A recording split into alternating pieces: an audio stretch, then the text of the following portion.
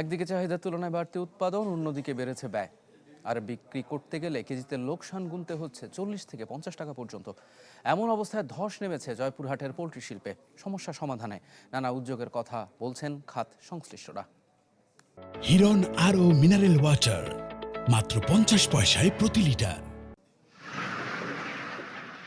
এক যুগের বেশি সময় ধরে মুরগি পালন করেন জয়পুরহাটের উড়ি মাধবপাড়া এলাকার দেওয়ান সাজু। বর্তমানে তার খামারে প্রায় 10,000 সোনালী মুরগি আছে। তবে পোলট্রি খাদ্য ও ওষুধের উচ্চ মূল্যের পাশাপাশি বাজার অব্যবস্থাপনায় লোকসান গুনতে হচ্ছে বলে দাবি তার।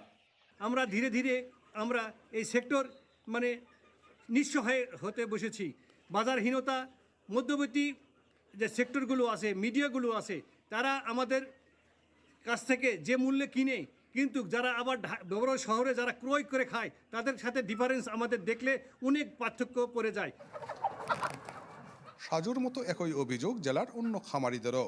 জানান, প্রতি কেজি সোনালী মুরগির উৎপাদন খরচ 230 টাকা, অথচ বিক্রি হচ্ছে 180 থেকে 190 টাকায়।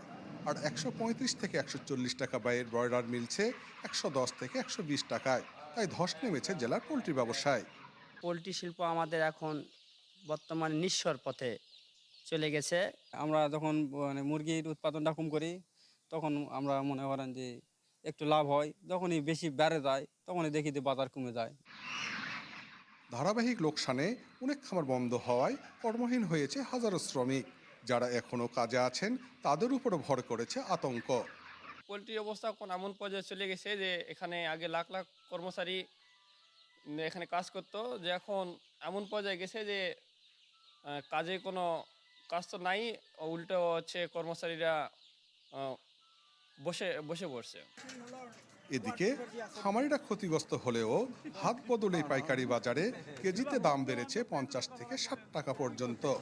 বাজার কোনোদিন বাড়তি থাকে, কোনো এক টিপে লাভ হয়, কোনো টিপে আবার 2-3 টিপে লস হয়। আমরা যদি সরাসরি খামার থেকে মুরগিটা পেতাম, তাহলে আরও কিছু কম দামে বিক্রি করা পেতাম। কৃষি নির্ভর এ অঞ্চলে ভারী শিল্প নেই বললেই চলে। তবে মুরগি পালনে গতি পায় অঞ্চলের অর্থনীতি, যা আবারও থমকে গেছে। আর এজন্য বাজার ব্যবস্থাকে দুষছেন জেলার প্রাণী সম্পদ কর্মকর্তা। বাচ্চার অনেক ঊর্ধ্ব মূল্য এবং সাথে সাথে খাদ্যেরও মূল্য অনেক বেড়ে যাওয়ার কারণে খামারিরা তাদের খামারকে লাভজনক করতে পারতেছে না। আমরা প্রত্যাশা করব যে এই বাজারটা আর একটু হয়তো বাড়বে, যাতে করে খামারিরা লাভ করতে পারে। জয়পুরহাটে 10,000-এর বেশি পোলট্রি খামার গড়ে উঠলেও লোকসানের কারণে অর্ধেকেরও বেশি বন্ধ হয়ে গেছে। এমন অবস্থার দ্রুত পদক্ষেপ নেওয়ার দাবি জানান খাত সংশ্লিষ্টরা। হারুনুর রশিদ, চ্যানেল 24, জয়পুরহাট।